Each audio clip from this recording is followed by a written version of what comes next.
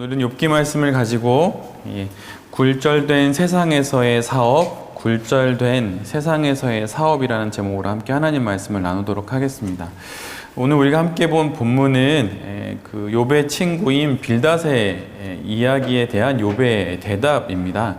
그래서 오늘 본문에서 보면 그 욥이 그가 아니시면 누구냐라고 말하는데 사실 여기서 말하는 그는 하나님이에요.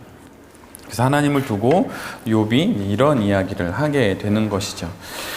빌닷에 앞서서 사실은 엘리바스라고 하는 사람이 욥의 고난에 대한 자신의 생각들을 말하는 이야기들이 이 앞부분에 사실은 실려 있습니다. 근데 지금 욥이 겪고 있는 현실이 욥이 죄를 지었다는 증거가 된다고 엘리바스는 이야기를 하지요.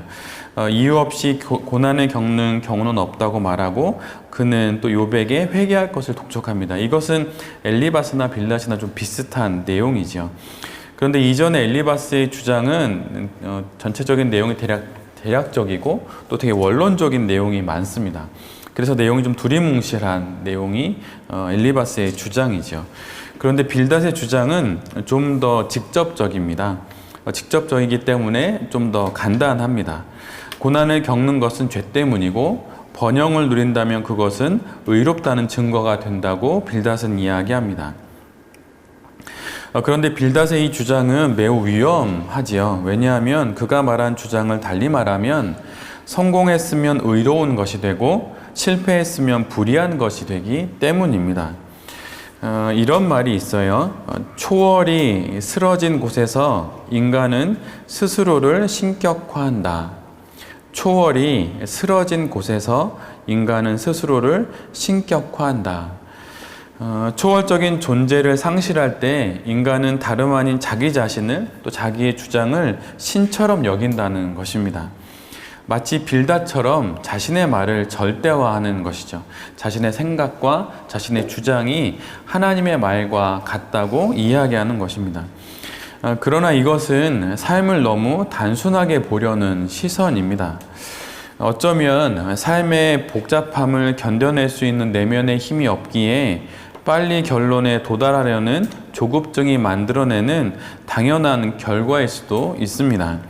편안하잖아요. 되게 간단하고 죄를 지었기에 네가 이렇게 고난을 겪는 거고 너가 지금 번영하고 있는 것은 너가 무엇인가 잘한 것이 있기 때문이다라고 아주 간단하게 설명할 수 있기 때문이죠. 그런데 빌닷의 이 주장에도 불구하고 욥은 자신의 결백을 계속 주장합니다. 그가 결백하고 무결점의 사람이어서가 아니라 이해가 되지 않기에 그는 계속 자신의 무죄함을 주장하는 거예요.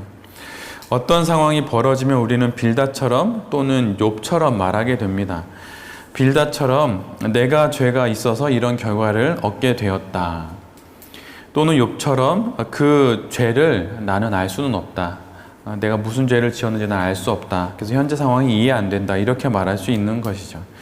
그런데 이런 혼란 속에서 우리는 신앙의 기준점을 잃어버리게 됩니다. 하나님에 대한 믿음과 사랑이 무너지게 되죠. 그러나 여기서 우리가 기억해야 할 것은 모든 현실이 늘 본질을 그대로 반영하는 것은 아니라고 하는 거예요. 제가 예전에 기자가 관련된 이 스쿨 이런 거를 잠깐 들었던 적이 있는데 그때 그 앞에서 강의하셨던 분이 이야기했던 가장 첫 번째 이야기는 이거였어요. 사실과 진실을 구분할 줄 알아야 한다. 사실이 늘 진실은 아니듯 말이다. 이렇게 이제 이야기를 했어요.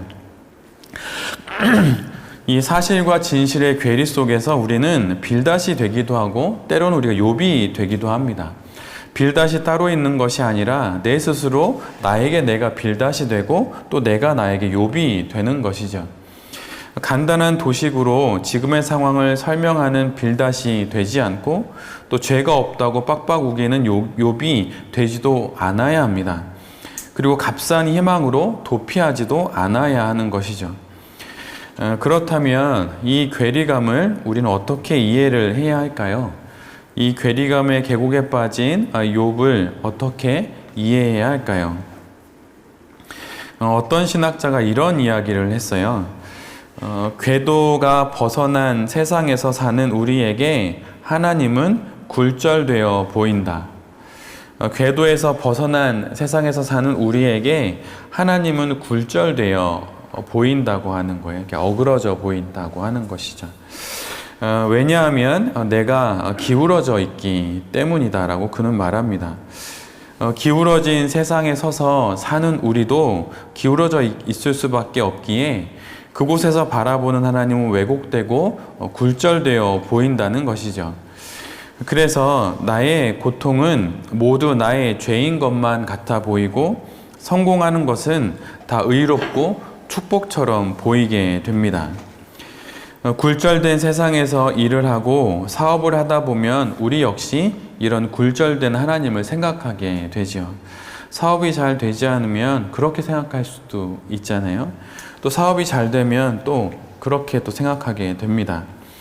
그러나 이 지점에서 우리는 이 굴절된 하나님을 중거점으로 삼을 것이 아니라 그곳에서 이전에는 경험하지 못했던 하나님을 새롭게 만나야 합니다. 그래서 앞에서 말한 그 신학자는 자신의 이야기에 이렇게 덧붙여 두었어요. 이 굴절을 제대로 보게 하는 것이 있는데 그것은 다름 아닌 하나님의 구속이다. 이렇게 말을 하고 있습니다. 세상과 하나님 사이의 비대칭에서 인간은 예수 그리스도의 구속, 그분의 붙잡으심으로 인하여 그 비대칭에서 올바른 시선을 가질 수 있게 된다고 하는 것이죠. 그 구속을 통해 낯선 그 상황 속에서 새롭게 하나님을 만나게 됩니다. 그 이전에 형통했을 때, 그 이전에 모든 일이 나의 상식선에서 이해되는 상황들에서 살아갔을 때는 만나보지 못했던 하나님을 새로운 상황 속에서 만나게 된다고 하는 것입니다. 그 낯선 상황 속에서 오직 예수 그리스도의 구속으로만 볼 수 있는 새로운 하나님을 바로 그곳에서 만나게 된다고 하는 것이죠. 구속이라고 하는 것은 과거의 어느 한 시점에 한 번 일어나는 사건이 아니라 지금도 날마다 나의 사업의 현장에서 그리고 삶의 현장에서 일어나야 하는 사건입니다. 회심이라고 하는 것, 우리가 알고 있는 그것도 사실은 한 번의 회심이 있는 것이 아니라 반복적인 회심이 있어요. 예수 그리스도를 믿고 구원받는 일회적인 회심이 있는 반면에 또 우리의 삶 속에서 끊임없이 나의 마음을 하나님께 되돌리는 회심이 반복적으로 계속 있게 됩니다. 구속 역시 이렇게 이해할 수 있는 것이죠. 직장 생활을 하다 보면 또 업무와 또 여러 관계 속에서 어려움을 겪게 됩니다. 때로는 삶의 다양한 이야기들 속에서 고통을 받기도 하지요. 알 수 없는 시련과 때로는 내가 자초한 문제들도 그 가운데는 있을 것입니다. 그런데 그 모든 상황 속에서 우리가 견지해야 하는 모습은 욥의 모습이라고 할 수 있는데 그것은 무엇이냐면 욥기 전체에서 욥은 늘 언제나 일관되게 자신의 모든 삶을 하나님 앞으로 끌고 간다고 하는 거예요. 비록 자신은 죄가 없다고 항변하지만 그는 그것을 모두 하나님께 합니다. 한탄을 해도 하나님께 하지요. 굴절된 세상에서 자신의 이해할 수 없는 삶의 상황에 대해 그는 하나님께 말합니다. 하나님 앞에서 말합니다. 저는 매일 아침 주님은 나의 최고봉이라고 하는 책을 이제 읽는데 지난 며칠 전에 읽었던 그 단락에 이런 문장이 나왔었어요. 하나님께 의지를 드리지 않으면 당신은 자기 연민에 빠지게 될 것입니다. 고난의 순간 이해할 수 없는 삶의 형편에 우리에게 필요한 것은 마음이 아니에요.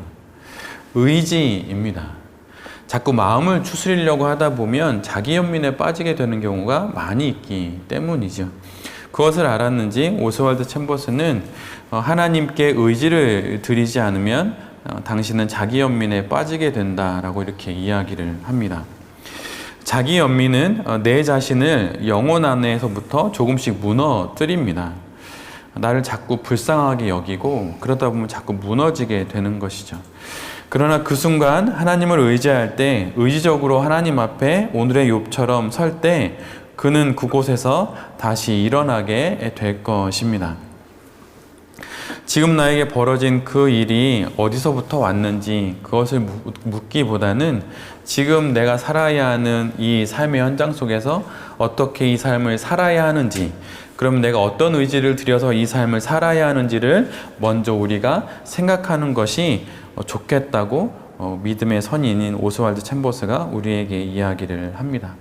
한원 목사님이 쓰셨던 책 중에 제가 다 읽지는 않았지만 그 책의 제목 중에 가장 제가 가슴에 확 와닿았던 책의 제목은 칼과 칼집이라고 하는 책 제목이었어요. 칼의 날카로움을 유지하기 위해서는 부드러운 칼집이 필요하다고 하는 것이죠. 하나님이 우리의 삶의 모든 것들을 그분의 그 전지전능하심으로 그분의 섭리와 계획으로 다 이끌어 가십니다. 그런데 우리 또한 그 하나님의 이끌어 가심에 발맞춰서 우리가 해야 할 일이 있어요. 나의 삶을 그분이 다 완전히 전능하신 그분의 두 손으로 움켜져서 이끌어 가시지만 내가 나의 의지를 들여야 할 때가 있다고 하는 것이죠. 우리가 믿고 있는 개신교 신앙에 있어서 조금 우리가 조금 더 생각하고 강조점을 좀 더 많이 두어야 할 부분인데 그것은 무엇이냐면 내가 무엇인가를 해야 한다고 하는 영역이에요. 우리가 알고 있는 또 우리가 많이 접하고 있는 개신교 서방 기독교에 우리가 접하고 있는 이 한국교회의 개신교는 너무 하나님의 전적인 섭리, 하나님의 구원, 하나님의 엄청난 은혜 이런 것만 생각하다 보니까 내가 해야 할 일은 거의 좀 이렇게 뒤로 밀려난 것들이 많이 있죠. 물론 나의 마음을 지키기 위해서 내가 하나님께 기도도 해야 하지만 나의 마음을 지키기 위해서 나의 몸도 움직여야 합니다. 그래야 사람도 살릴 수 있는 것 같아요. 나도 살 수 있고. 우리에게 필요한 건 의지입니다. 어떻게 보면 그것이 더 강조돼야 할 수 있을 것 같아요. 사업을 하는 현장에서는 더더군다나. 제가 홍정일 목사님의 그분의 인생의 말년에 쓴 책을 읽고 마음에 딱 남았던 문장도 딱 이거 하나였어요.